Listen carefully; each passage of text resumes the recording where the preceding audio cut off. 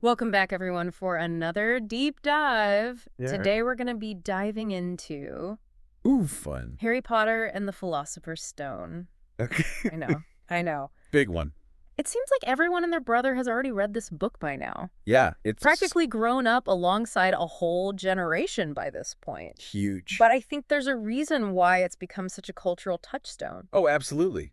Wouldn't you agree? It's had such a fascinating journey, too. Mm. Did you know that it was initially rejected by 12 publishers? No way. Yeah.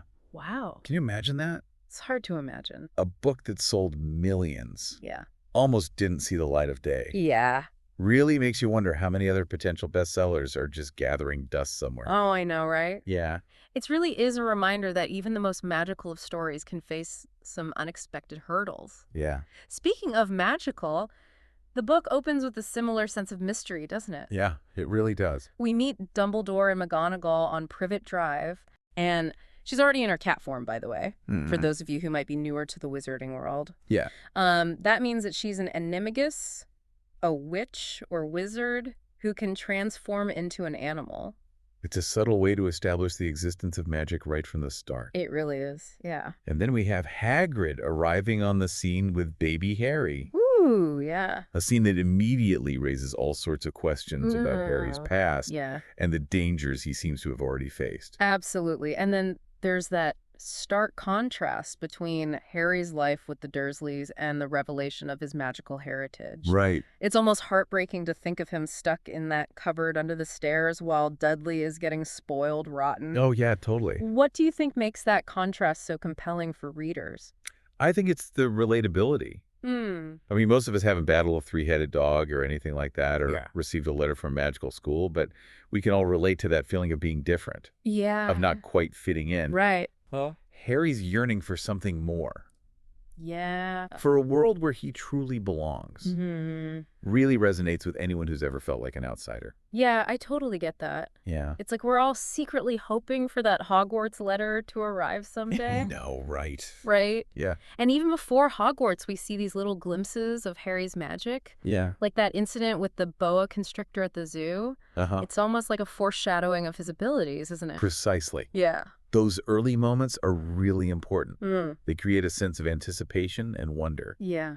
We know Harry's special, but even he doesn't fully understand it yet. Yeah. And then, boom, Yeah. Hagrid arrives and just drops the truth. Yeah. You're a wizard, Harry. It's so good. I think everyone who read that line felt a little bit of magic themselves. Oh, absolutely. And then comes that whirlwind of Diagon Alley. Yeah. It's like a sensory overload of magical sights and sounds. It's amazing. Wands and owls and cauldrons. What would you say is the significance of Diagon Alley in the story, both for Harry and for the reader? I think it's just a brilliant way to introduce the reader to the wider wizarding world. It's this bustling, vibrant place, Yeah. a complete contrast to the dreary confines of Privet Drive. Right. For Harry, it's a symbol of belonging, a place where he's finally accepted for who he is. Yeah. And for the reader, it's like a portal to a world of imagination and possibility. Oh, I love that. You know? And of course, we can't forget about Platform 9 and 3/4. Oh, right, of course. The hidden gateway to Hogwarts. Yeah. That image of running through a brick wall to reach a magical train platform. It's genius. Sheer genius. Yeah. So good. It's a fantastic metaphor, wouldn't you say? Oh, yeah. It's about leaving the ordinary behind, embracing the unknown, Yeah. stepping into a world where anything is possible. Totally. And once they're at Hogwarts, Right. we have the sorting ceremony. Yeah. Gryffindor, Hufflepuff. Hufflepuff, Ravenclaw, Ravenclaw, Slytherin. Slytherin, each house representing different values and qualities. But what I find fascinating is that the sorting hat doesn't simply categorize students. That's right. Yeah. It takes into account their potential and their choices. Yeah. Remember, Harry specifically asks not to be put in Slytherin, Yes. even though the hat sees some Slytherin qualities in him. This raises a really interesting question about free will versus destiny. Oh, yeah. This is a theme that actually runs throughout the entire series. Right. Do we really have control over our paths, or are we bound by forces beyond our understanding? That's such an intriguing idea. Yeah. And it definitely adds a layer of complexity to the whole sorting process, don't you think? Oh, for sure. And then, of course, we have the introduction of Draco Malfoy, Yeah. sorted into Slytherin, Right. who instantly becomes Harry's rival. Yeah, he's a classic. He really is. Malfoy really embodies those darker aspects of ambition and prejudice. He represents a certain kind of elitism within the wizarding society. He becomes a foil to Harry, highlighting their differing values. Right. Setting the stage for all the conflicts that are to come. Yeah, he's like that kid in school who always tries to one-up everybody. Totally. Right. And speaking of talents, we can't forget about Harry's natural ability for Quidditch. Oh, yeah. Flying on a broomstick, catching the snitch. It's every kid's dream. It's like the ultimate sport for any kid who's ever dreamed of flying. Exactly. Right. And the fact that he's chosen for the Gryffindor Quidditch team as a first year, I know. which is pretty much unheard of, Right. further emphasizes his exceptional abilities. It definitely makes him stand out. But it's not all fun and games at Hogwarts. No. Remember that incident on Halloween night with the mountain troll? Oh, yeah. Complete chaos. Everyone's in danger. Crazy. And it's Hermione who actually saves the day. Yeah. Even after being portrayed as a bit of a know-it-all in the beginning. Right. It's like this event really brings the trio together, wouldn't you say? Absolutely. The troll incident is such a turning point in their relationship. Yeah. It really solidifies their bond and demonstrates the power of friendship and loyalty in the face of danger. You know, they really learn to rely on each other's strengths, overcome these challenges together, Right. which sets the stage for all the many adventures to come. Yeah, it's like the beginning of their legendary friendship. Totally.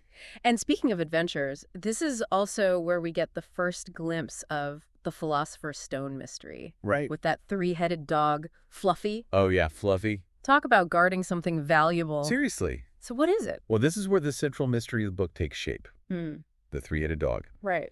A creature straight out of classical mythology, by the way. Yeah. Is guarding something incredibly powerful. Something that Voldemort desperately wants. Oh, boy. And this really sets the stakes for the adventure to come. Yeah. Raising the question, what exactly is the Philosopher's Stone? Ooh, good question. And why is it so important? And it's Hermione. Yeah. With her love of research and books. Right. Who uncovers the truth about Nicholas Flamel and the stone. Hermione's research skills are really crucial in this book. Yeah. Yeah, they highlight the importance of knowledge and understanding. It's not just about having magic. Right. It's about using your intelligence and your resourcefulness to solve problems. Such a great lesson for all of us, whether we're wizards or not. Absolutely. But back to Harry, remember that amazing moment when he receives the Nimbus 2000? Oh, the Nimbus 2000? The best broomstick in the world. Yeah. It symbolizes something more than just a cool gift, don't you think? You're right. The Nimbus 2000 represents Harry's growing confidence and skill. It allows him to literally soar above his challenges. Yeah. To experience a freedom he's never known before. It further solidifies his place in the wizarding world. It really does. Yeah. I remember reading that scene and just feeling so happy for him. Yeah. You know? It's a great moment. Like he was finally getting a break from all the negativity at the Dursleys. But just when you think things are settling down, bam. Right. Christmas arrives. Yeah. And Harry receives this mysterious gift, an invisibility cloak. Oh, yeah, the invisibility cloak. Inherited from his father. Right. Is a powerful symbol of Harry's lineage. Yeah. And his connection to the past. Yeah, and it represents the potential for good and bad as well. We see how Harry uses it to explore Hogwarts. Yeah. Sometimes bending the rules a little bit. It's a bit of a test of character, isn't it? Oh, for sure. The cloak gives him freedom, but it also comes with responsibility. Yeah. And speaking of hidden things, the cloak leads Harry to discover another magical object. Right. The Mirror of Arise. Ah, the Mirror of Arise. So cool. It's a fascinating exploration of desire and longing, wouldn't you say? It really is, yeah. It shows us what people truly value, what they're lacking in their lives. For Harry, it's the family that he lost. Right. But Dumbledore warns him about the dangers of dwelling on the past. And focusing on the unattainable. It's a powerful reminder that sometimes what we desire most can be the very thing that ends up hurting us. Yeah. It's a good lesson. Isn't it? Yeah. But then the story kind of shifts gears again with Hagrid, and wait for it, A dragon. Oh, yeah. A Norwegian ridgeback, no less. Classic Hagrid. Hagrid's acquisition of the dragon, while endearing, highlights his impulsiveness and disregard for rules. Yeah.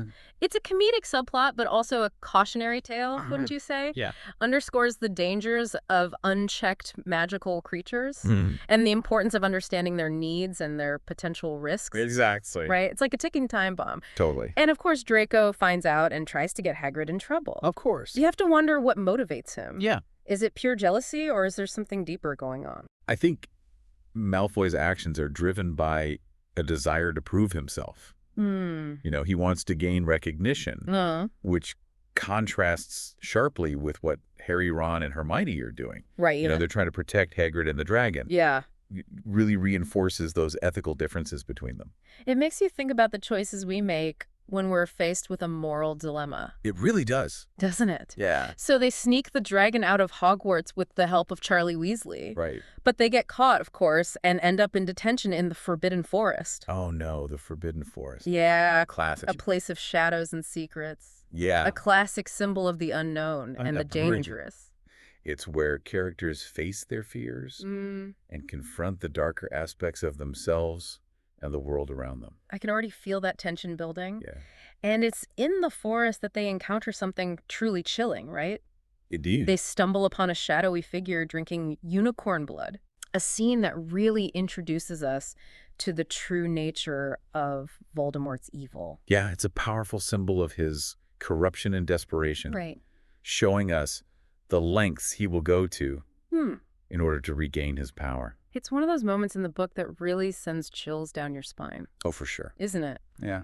And then we meet Firenze, the centaur, right, with his cryptic warnings about the dangers that lie ahead. Firenze really embodies wisdom and connection to nature. His warnings add this element of prophecy and foreshadowing, right, suggesting that there's way more at stake than Harry realizes. Yeah. Really makes you wonder about those unseen forces at play, the complexities of the wizarding world that are only just beginning to be revealed. It's like we're standing on the edge of a cliff. Yeah. And we know that things are about to get a lot more intense. For sure. But we're going to have to pause our deep dive here for now. Okay. Be sure to join us for part 2, where we'll uncover more secrets, face greater dangers, and journey deeper into the heart of the Philosopher's Stone mystery. Sounds good. I can't wait. Me neither. Welcome back. Last time we left off with Harry, Ron, and Hermione facing that chilling reality of Voldemort's return and his quest for the Philosopher's Stone. It's a moment that really sets the stage for that final act of the story. Absolutely. It's like all the pieces of the puzzle are starting to fall into place. Yeah. You've got the mysterious stone, a power-hungry villain, and a trio of brave friends who are determined to stop him. It's like a classic good versus evil showdown. It really is. But with magic. But with magic, exactly. And what's so fascinating is how Harry's intuition, you know, that connection he seems to have with Voldemort, leads him to suspect Snape. Yeah. Remember all the suspicious incidents earlier in the book? Oh, yeah. Like the troll, the runaway broom during the Quidditch match? Right. Suddenly it's like they take on a whole new meaning, don't they? It's like those seemingly random events were all part of some bigger plan. Yeah, it makes you wonder if there were other clues that we might have missed along the way. That's the brilliance of the storytelling. There are all these layers of meaning woven throughout. Yeah. Details that might seem insignificant at first, but then later reveal their importance. Right. It really encourages you to re-examine everything you thought you knew. It's like those aha moments that you get when you rewatch a movie and catch something that you didn't see before. Exactly. And then, of course, there's poor Hagrid. Oh, bless his heart. Yeah. He accidentally let slip how to get past Fluffy. I know, I love Hagrid, but sometimes his love for those creatures can really cloud his judgment. Yeah, Hagrid's actions highlight a pretty universal theme. The danger of misplaced trust. Even with the best intentions, sharing sensitive information. Right. Even inadvertently can have really serious consequences. Yeah. It's a reminder that even in a world of magic, we need to be careful who we confide in. Yeah. And really think about the potential impact of our words and actions. So true, and it puts Harry, Ron, and Hermione in a really difficult position. Yeah, it does. Doesn't it? Tough spot. They know they have to stop Snape or whoever's really after the stone. Right. So they decide to take matters into their own hands. They do. Talk about brave. Their decision to just face those dangers head on really shows their growing sense of responsibility and their willingness to fight for what's right, even when the adults around them underestimate them. Yeah. It's a classic coming-of-age theme. It is. Recognizing that you have the power to make a difference, even if you're not fully grown up yet. It's like that moment you realize you're not a kid anymore. Right. And you've got to make some tough choices. Yeah, exactly. And those challenges they face to reach the stone are intense. Oh, yeah. First, there's the devil snare. Right? That creepy plant that tries to strangle them. Oh, yeah. I'd be terrified. I would panic. Yeah. The devil snare is such a great example of how fear itself can be our greatest enemy. It's Hermione's quick thinking and her knowledge of herbology that saves them, demonstrating the importance of staying calm. Right. And using your skills even when you're under pressure. It's like that saying, knowledge is power. Exactly. And then there's that room full of flying keys. Oh, yeah. Can you imagine trying to catch the right one? Oh, my goodness. I'd be lost. I'd be running around like a crazy person. Yeah.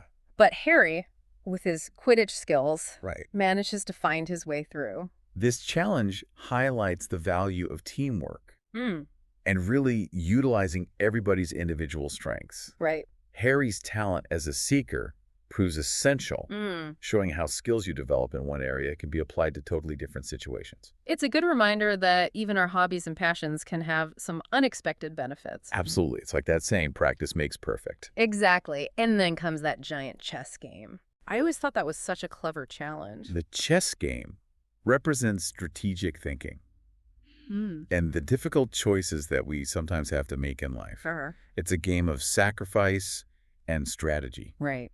And Ron's willingness to put himself in harm's way for the greater good is a really defining moment for his character. It shows how far he's come from that insecure, jealous kid at the beginning. Yeah, he's really grown. And then they find the troll in the next room already knocked out. Oh, yeah, that's right. Things are getting really intense. The presence of that unconscious troll tells us that someone else is ahead of them, adding to the suspense. Right. And it also subtly hints that maybe Snape isn't the culprit after all. Oh, good point. Things aren't always as they seem. No, they're not. It's like the story's constantly keeping us guessing. Yeah, for sure. And then there's that logic puzzle with those potions. Oh, yeah, those potions. It's Hermione again. Of course. With her muggle knowledge, who figures it out. This puzzle really emphasizes the value of different perspectives. Hermione's ability to think outside the box, drawing on her knowledge of the non-magical world, proves to be the key to solving that riddle. Right. It reminds us that sometimes the most unconventional solutions can be the most effective. It's like that saying, 2 heads are better than 1. Totally. And then she makes a really tough decision to turn back and get help. Right. While Harry continues on alone. Yeah. I think that takes a lot of courage. It does. It shows a lot of maturity. Yeah. You know, an understanding of the bigger picture. Yeah. She recognizes that ensuring everyone's safety and seeking help from those in authority is sometimes more important than personal glory. It's a lesson that I think we can all learn from. I think so, too. Putting the needs of others before our own ego. It's important. So Harry goes through that final fire, and it's not Snape. It's not Snape. It's Professor Quirrell. Oh my gosh, what a twist. I'm not. It completely subverts our expectations. It really does. And it forces us to reevaluate everything we thought we knew. And you notice how Quirrell's demeanor has completely changed. Yeah, he's different. He's not stuttering anymore. He's so confident. Yeah. Almost menacing. It's a little creepy. It is. It's because Quirrell isn't fully himself anymore. He's been possessed. No. His body's been taken over by this darker force. That's scary. It's a chilling reminder that even the seemingly harmless can be corrupted by evil. And then the big reveal. Yeah. Quirrell unwraps his turban, and there's Voldemort's face on the back of his head. So creepy. I remember gasping when I first read that. It's such an iconic moment. Yeah. Voldemort's presence, even in this like weakened parasitic form, is terrifying. It is. And it confirms the true nature of the threat that Harry is facing. Right. This is no longer just about protecting the stone. It's about confronting the embodiment of evil itself. It raises the stakes to a whole other level. And then the mirror of Arise appears again. The mirror. But this time, Harry sees himself taking the stone. What do you think? The reappearance of the mirror plays such a crucial role in this whole climax. Yeah. It underscores the theme of desire and how it can be manipulated. Voldemort, consumed by his lust for power, assumes that the mirror is going to show him how to obtain the stone. But as we'll see, it's Harry's pure heart and selflessness that gives him the advantage. Okay, so we've got Harry facing Voldemort. The Philosopher's Stone is within reach. Yeah. I am on the edge of my seat. This is where things get really interesting. This is it. We're about to witness the first real clash between Harry and Voldemort.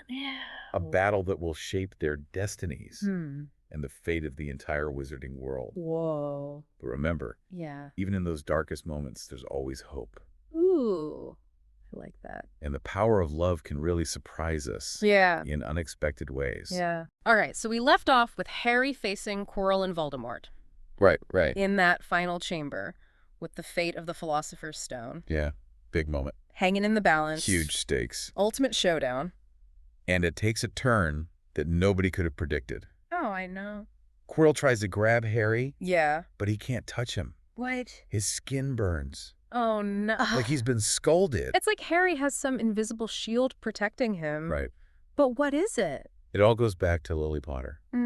Remember how she sacrificed herself to save Harry when he was just a baby? Yeah. That act of love created this incredibly powerful, lasting protection. A magic that Voldemort just cannot overcome. Wow. It's a force he doesn't understand. Yeah. Because he's incapable of love himself. It's like love is the most powerful magic of all. It really is, and that theme resonates throughout the entire series. It does. Love, especially a mother's love, becomes this recurring motif. Yeah. This source of strength for Harry. As he faces these unimaginable challenges, it's a reminder that even in the darkest of times, love can be this beacon of hope and a shield against evil. Yeah. So we've got Quirrell in agony. Right. Harry's holding on for dear life. And then Dumbledore arrives. Oh, thank goodness. It's like he has a sixth sense for when Harry's in trouble. He always shows up right when he's needed. Dumbledore's arrival kind of signifies that return to balance, the triumph of wisdom over brute force. I like that. He really represents that guiding force, that mentor figure. Who helps Harry navigate the complexities of the wizarding world and his own destiny. It's a huge sigh of relief when Dumbledore shows up. Oh, it is. Like, okay, everything's going to be all right now. And he explains that the stone has been destroyed. Right. Voldemort's gone for now. Please for now. And Harry is safe. Phew. Oh, what a roller coaster. It is a satisfying resolution to that immediate crisis. But it does leave us with a sense of foreboding, doesn't it? It does. We know that Voldemort's going to return. Right. That this battle between good and evil is far from over. Yeah. This is just the first chapter. Right. In a much larger story. It's that feeling of knowing the story isn't truly over yet. Yeah. You know? Right. That there are more adventures to come. Exactly. And then we have that amazing scene. Yeah. With the final house points. A house cup. Gryffindor wins. I love it. Thanks to Harry, Ron, and Hermione. Yeah. And even Neville. It's such a satisfying ending. It is. It really emphasizes that it's not just about individual heroism. It's about that collective effort. Yeah. Standing up for what's right. Even in those seemingly small ways, Neville's little act of defiance, I know, earning those crucial 10 points. Yes. Really shows us that everyone has the potential to make a difference. It's a great reminder that even those who doubt themselves can find the courage to be heroes. That's right. And then it's time to say goodbye to Hogwarts for the summer. Oh. Bittersweet. It is. There's a sense of closure, of a chapter ending. Right. But we're left wanting more. Yeah. You know? Yeah. It's like that feeling you get when you turn the last page of a really good book. Yeah. And you just want to start it over again. I know that feeling. Well, so as we wrap up our deep dive into Harry Potter and the Philosopher's Stone, what would you say is the most enduring takeaway from this story? I think what resonates most is that idea that choice really matters. You know, Harry, despite his difficult upbringing and the dark forces that are aligned against him, right, he consistently chooses love, friendship, and bravery. Yeah. He shows us that we all have the power to choose our own path, even when faced with adversity. That's such a powerful message, and one that continues to inspire readers of all ages. It really does. Harry Potter and the Philosopher's Stone is more than just a children's book. Oh, for sure. It's a story about facing our fears, embracing the power of friendship, and finding the courage to be ourselves. And it reminds us that magic can be found in the most unexpected places. In the bonds we forge, the choices that we make, and the love that we share. So if you haven't already experienced the magic of Harry Potter and the Philosopher's Stone, we highly recommend taking the plunge. Yes, definitely do. It's a journey that will stay with you long after you've turned that final page. For sure. Until next time, keep exploring. Keep learning. Keep learning, and keep the magic alive. Absolutely.